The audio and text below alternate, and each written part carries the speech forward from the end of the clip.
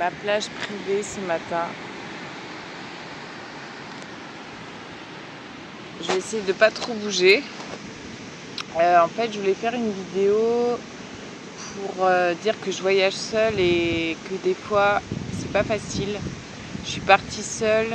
Je suis là à côté de Montezuma et dans une famille. Je suis arrivée après 11 heures de vol, des heures et des heures de bus. Je pense que je suis à plus de 15 heures de bus depuis. Et être loin de tout le monde, loin de tout, et surtout à ce moment de ma vie où j'ai tout à revoir un petit peu. C'est une grande aventure et c'est bizarre que le Costa Rica, j'y arrive à ce moment de ma vie en fait. C'est le rêve. J'ai tout fait pour y arriver et c'est maintenant quand je suis à une étape de ma vie à 32 ans, célibataire, sans enfant, sans maison, sans domicile fixe, que je me dis c'est comme une étape importante, pas toujours agréable parce que je suis seule, c'est une étape de ma vie, une réalisation. Là je parle de choses personnelles dans ma vie de femme en général. Et avec les antécédents, etc. Voilà, du coup, c'est un travail de fond que je dois faire, une reconnexion à moi-même et en fait vivre dans le présent. Et c'est lâcher prise sur des choses. Je suis quelqu'un qui est très dans le contrôle et je me rends compte que voyager seul, demande une humilité incroyable, ça demande de reprendre à zéro des valeurs, c'est d'être ouvert aux autres, c'est de ne pas avoir de préjugés, c'est de ne pas juger, c'est d'essayer ce qu'ils proposent. Là, quand elle fait à manger, c'est pas du tout comme nous on mange. Ils mangent tout le temps pareil. Pas tout le temps pareil, mais je veux dire, c'est leur tradition. C'est comme si en Alsace, parce qu'on mange du bake-off ou des choses comme ça, qu'on va en manger tout le temps en fait. C'est pas parce qu'on vient de la région du bœuf bourguignon qu'on mange du bœuf bourguignon 3 fois par semaine. Enfin voilà, et en fait ici c'est comme ça.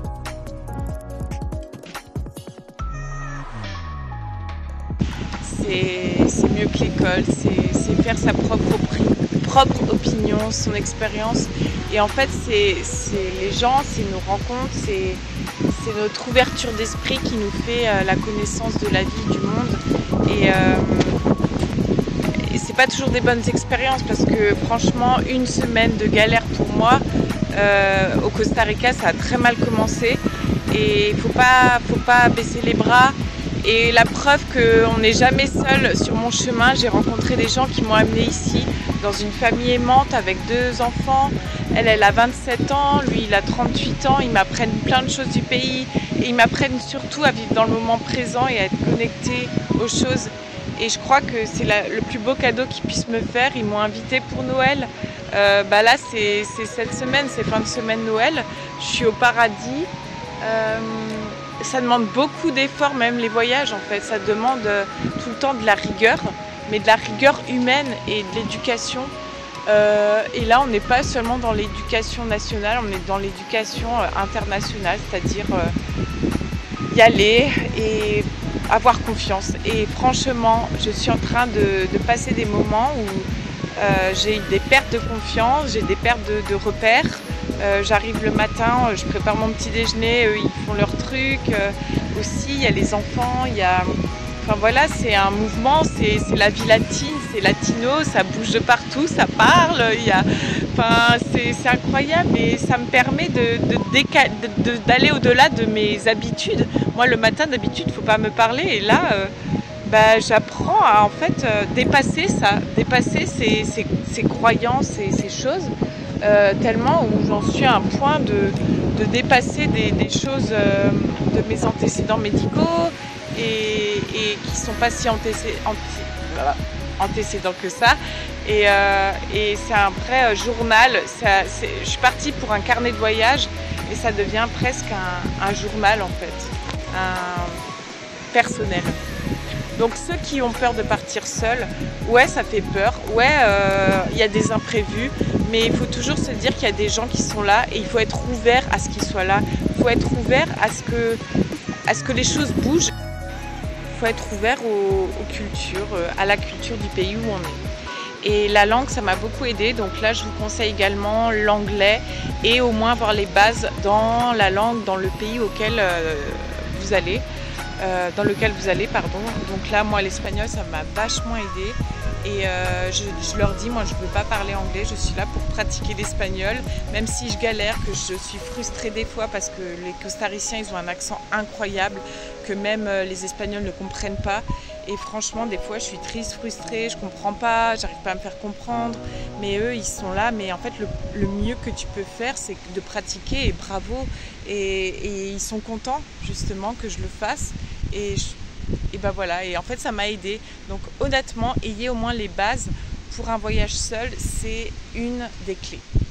Voilà. Et pour l'argent, avoir aussi des imprévus. Moi, mon plus gros imprévu, c'est que finalement je dois payer des nuits et que pour mon voyage de 3 mois, c'était pas prévu. Donc là, je suis en train de voir pour peut-être travailler, offrir mes services pour des hôtels, des spas et tout ça. Et d'une manière indépendante aussi, je suis en train de voir ce qui est possible de faire pour vraiment faire mes 3 mois, voire prolonger. Mais voilà, avoir des économies, c'est aussi important, plus que ce qui est nécessaire pour le temps donné, la période donnée qu'on s'est donnée pour le voyage. Voilà, dans l'ensemble, je crois que c'est tout ce que j'ai à dire pour le moment en tout cas, et voyager léger. Alors moi j'ai fait la grosse erreur pour 3 mois en pensant être tout le temps au même endroit dans une maison. Je me suis dit je peux emmener, et finalement j'ai trop emmené et ça a été très handicapant. Donc si vous avez des itinéraires où vous avez beaucoup d'étapes, moi je vous conseille de vraiment voyager léger, de prendre le nécessaire pour les activités que vous avez prévu de faire.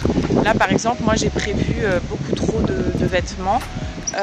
Et après j'ai emmené pas mal de choses pour les personnes que j'allais rencontrer sur place avant même de partir, donc voilà. Mais ça c'est essentiel, et toujours bien peser sa valise parce que j'ai eu des grosses surprises, mon poids n'était pas bon et j'ai mal pesé avant de partir. Faites bien attention, c'est des pertes d'argent et de temps à l'aéroport.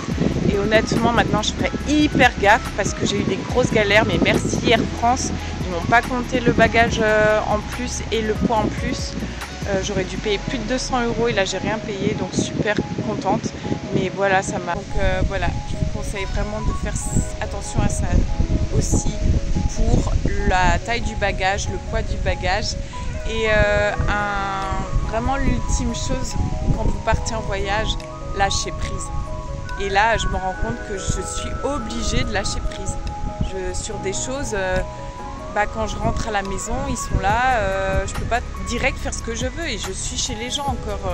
Eux, ils n'ont pas mis ça entièrement en Airbnb, ils vivent encore dedans le temps de finir leur maison derrière. Mais je vis en famille, c'est comme une coloc. Et moi, j'ai jamais vécu en coloc, donc c'est lâcher prise, c'est être respectueux, c'est vivre en communauté aussi. Et le voyage, la vie, en fait c'est ça, c'est tout simplement ça quand on est en famille, c'est une genre de coloc, c'est apprendre à se respecter les uns les autres. Et voilà, donc je suis en train de vivre ça en ce moment, voilà, sous cette plage paradisiaque derrière la maison, donc c'est trop bien. Et voilà, donc si vous avez des questions, n'hésitez pas, je suis là pour y répondre. En tout cas, ça me ferait super plaisir. Je suis sur place, je suis seule, je voyage, j'ai beaucoup d'expérience d'être seule à chaque fois. J'ai vécu 5 ans et demi à La Réunion, j'ai vécu 1 an en Corse en arrivant seule aussi. J'ai fait ma vie, j'ai construit mes micro-entreprises d'esthéticienne à domicile, de masseuse, tout en étant aidée et épaulée à chaque fois avec des étapes dans des instituts et en étant employée. J'ai toujours été aidée et j'ai toujours demandé de l'aide, et il n'y a pas de honte à demander de l'aide. Il faut être ouvert à l'aide et il faut aider les autres. Et quand on est dans un échange, dans une symbiose, ça peut que aller bien, on peut que aller de l'avant, et c'est que du bon. Voilà, donc pour le moment ce sont les seuls conseils que je peux donner. En tout cas, n'hésitez pas si vous avez des questions ou des commentaires. Donc je serais vraiment très heureuse d'en parler avec vous. Dites-moi aussi où vous allez, les destinations, où vous êtes en ce moment. Si vous avez des tips pour moi pour le Costa Rica ou pour ailleurs, si vous avez des conseils sur le voyage. Franchement, on est là pour partager, on est là pour échanger. En tout cas, n'hésitez pas à vous abonner à ma chaîne, à me suivre. Je vais faire un vrai carnet de voyage de cette étape de ma vie qui est autant un voyage touristique, un voyage personnel, un voyage intérieur. Et finalement, je m'en rends compte que maintenant sur place et que c'est pas toujours agréable. Mais dans ce monde paradisiaque, la pura vida, ça peut être carrément pire que ça. Voilà, donc n'hésitez pas à vous abonner, n'hésitez pas à partager, n'hésitez pas à me donner des conseils aussi dans le voyage seul et dans le voyage tout court. Je vous embrasse très fort, à bientôt!